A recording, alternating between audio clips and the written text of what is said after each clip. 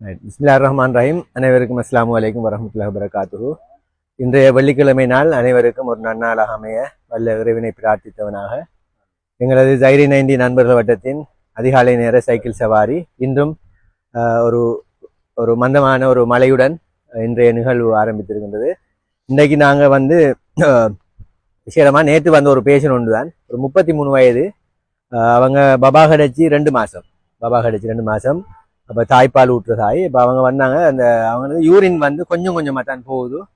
அடுத்து யூரின் போகல கடுக்குதுன்னு சொல்லி அப்போ நான் அப்போ கேட்டேன், நீங்கள் தண்ணி குடிக்கிற அளவு போதாது. வளமையாக தாய்ப்பால் ஊட்டுற தாய்மாருக்கு பிரதானமாக நாங்கள் சொல்ல வேண்டிய ஒரு அட்வைஸாக என்னென்னா, தாய்ப்பால் ஊட்டுற ஆக்கள் அவங்க அந்த நினைக்கணும் என்ன சொல்லிச்சுன்னா, இப்போ நாம உடம்புல இருந்து மேலதிகமான ஒரு வேலையை ஒன்று செய்கிறோம். இப்போ கர்ப்பிணி தாய்மாரும் அதே மாதிரி தான் தாய்ப்பால் ஊட்டுற தாய்மாரும் அவங்க வளமையா சாப்பிட்ற உணவை விட அந்த பிள்ளைக்குரிய அல்லது பாலுக்குரிய உணவுகள்னு சொல்லி அந்த பேலன்ஸ் பண்ற அளவுக்கு சாப்பிட்றோம்.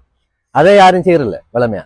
இப்போ வளமையா அவங்க குடிக்கிற மாதிரி டீயும் அவங்க வளமையா குடிக்கிற நீர் தான் குடிக்கிற. அப்ப தாய்ப்பாலுங்கிறது நம்மளுக்கு தெரியும், அதுல நீர் இருக்கு, அதே மாதிரி அதுல கல்சியம், கொழுப்பு, புரதம், என்ன கார்போஹைட்ரேட், அப்படியே குளுக்கோஸ் எல்லாம் சேர்ந்துதான் அது. அப்ப அதுக்குரிய பேலன்ஸ் ஆகிற உணவுகள் எடுக்காட்டி என்ன செய்யணும்னா அவங்களோட உடம்புல அதோட குறைபாடுக்குரிய அறிகுறி வரும். அதுல பிரதானமா தாய்ப்பால் ஊற்ற தாய்மாருக்கு கூடுதலா தாகம் ஒன்று ஏற்படும். வளமையா பால் கொடுக்க முடிய தாகம் வரும். அப்ப அவங்க அதிகமாக நீரை பேலன்ஸ் பண்ற அளவுக்கு நீர் அதிகமாக குடிக்கணும். ஒவ்வொரு தரமும் பால் கொடுத்ததுக்கு பிறகு அவங்க கட்டாயமா நீர் அருந்துற அளவை கூட்டணும். இல்லைன்னு சொல்லிச்சேன்னா நீர் அளவு குறைஞ்சிச்சுன்னு சொல்லிச்சேன்னா அவங்களுக்கு உடம்புல இருந்து போற வெளியாகிற மற்ற நீர் அளவு எல்லாம் குறைய தொடங்கும். அந்த வகையில அவங்களுக்கு யூரின் போற அளவு குறையும். அப்போ அதால் என்ன நடக்குதுன்னா யூரின்ல செறிவாகும். யூரின் செறிவானா யூரின்ல உப்பு கூடும். உப்பு கூடிச்சுண்டா யூரின் போகல எரியும். எரிவு ஒன்று வந்தா அல்ல ஒரு நோவு ஒன்று வந்தா ஆட்டோமேட்டிக்கலா யூரின் போகாது, நின்றும். அது ஒரு பரிவு நரம்பு தொகுதியால பரிவு அந்த சிம்பத்தட்டிக் நரம்பு தொகுதியால அதுல ஒர்க் பண்றது. அப்ப டக்குன்னு ஆட்டோமேட்டிக்கா நின்றும். அவன் யோசிக்காமக்க யூரின் போறது நின்றும். அப்ப அப்படி அந்த பிரச்சனை ஒன்று வரும். அதனால தாய்ப்பால் ஊற்று தாய்மார் அதிக அளவு நீர் எடுக்கணும், அல்லது அந்த மில்க்குக்கு சமனான மில்கை குடிக்கணும்.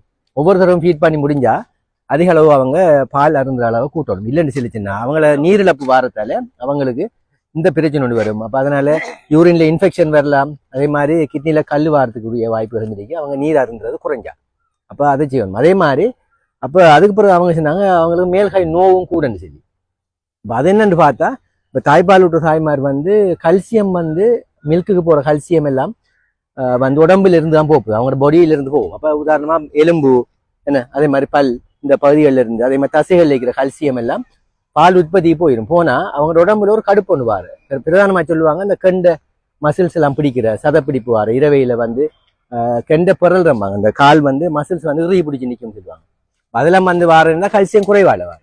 அது பிரெக்னன்ட் மதர்ஸுக்கும் பெறும், அதே மாதிரி தாய்ப்பால் ஊற்று தாய்மாருக்கும் பெறும். அப்போ அதனால அந்த தாய்மார் அந்த கல்சியத்தையும் பேலன்ஸ் பண்ணணும். அதனாலதான் கல்சியம் டேப்லெட் கொடுப்பாங்க, அல்லது கல்சியம் உள்ள உணவுகள், அதாவது உதாரணமா சின்ன மீன் உணவுகள், கடல் மீன் உணவுகள், அதே மாதிரி தயிர், யோகட், மில்க் ஐட்டங்க, பால், அதுகளை கூடுதலாக எடுக்கணும். அப்ப நான் சொன்னேன் அப்படின்னா அப்ப கல்சியம் அப்ப டேப்லெட் போடுங்கன்னு சொன்ன உடனே அவனோட வெயிட் 90 கிலோ. அப்ப அவ ஒரு கேள்வி ஒன்று கேட்டா என்னன்னு சொல்லிச்சுன்னா, நான் இந்த விட்டமின் குளிசைகள் போட்டா உடம்பு பெருக்குமே சார் சொல்லி கேட்டாங்க. அதை நான் உண்மையா அன்றைக்காக தான் ஹைலைட் பண்ண போறேன். என்னச்சுன்னா கூட பேர்ட்ட ஒரு பிள்ளையான அபிப்பிராயம் இருக்கு, தெளிகிறதுக்கு விட்டமின் குடிக்கிறது. விட்டமினால ஒரு நாள் தெளியறல, அதை எல்லாரும் விளங்கி கொள்ளுங்க. விட்டமின் குடிச்சு ஒரு ஆள் தெளிய இயலாது. அந்த தெளிவுங்கிறது என்னன்னு சொல்லிச்சுன்னா நம்மளோட உடம்புல இருக்கிற கொழுப்பு, சதை, அதான் நம்மளோட உடம்பு ஃபெட்டுங்கிறது. எலும்பு தெளிகிறல்ல, எலும்பு அதே எலும்பு தான், என்ன பல் எலும்பெல்லாம் அதே அது பெருக்கிறல்ல. அப்ப நம்ம உண்மையா பெருக்கிறன்னு சொல்றது உடம்புல இருக்கிற கொழுப்பு வயிறு வைக்கிறது, அதே மாதிரி சதைகள் பெருக்கிறது. அப்ப இதுக்கு பிரதான காரணம் கார்போஹைட்ரேட், அதாவது மாப்பொருள் உணவுகள். இப்போ சோறு, பிட்டு, இடியாப்பம், ரொட்டி, அதே மாதிரி பிஸ்கெட் ஐட்டங்கள், மற்ற சோட்டீட்ஸ் ஐட்டங்கள், அதே மாதிரி ஸ்வீட்ஸ், இனிப்புகள், சாக்லேட் ஐட்டங்கள், இனிப்பு பலகாரங்கள், சாஃப்ட் ட்ரிங்க்ஸுகள், இப்படியான அந்த இனிப்பு பதார்த்தங்களையும் அதிக அளவு மாப்பொருள் பதார்த்தங்களையும் எடுக்கிறதால ஒரு ஆள் தெளிகிறதே ஒழிய விட்டமின்கள் கல்சியம் போடுறதாலேயோ அயன் டேப்லெட் போடுறதாலேயோ, அதே மாதிரி விட்டமின் குளிசை, விட்டமின் பானி குடிச்சு தெளிகிறதில்ல. சில பிள்ளைகளுக்கு மருந்தெடுக்க வராங்க, கேட்பாங்க பிள்ளை மெலிவாரிக்கு தெளிகிறதுக்கு விட்டமின் பானி தாங்கன்னு சொல்லி. இன்னும் விட்டமினால தெளிகிறதில்ல. அது பிள்ளையான ஒரு இது உண்டு.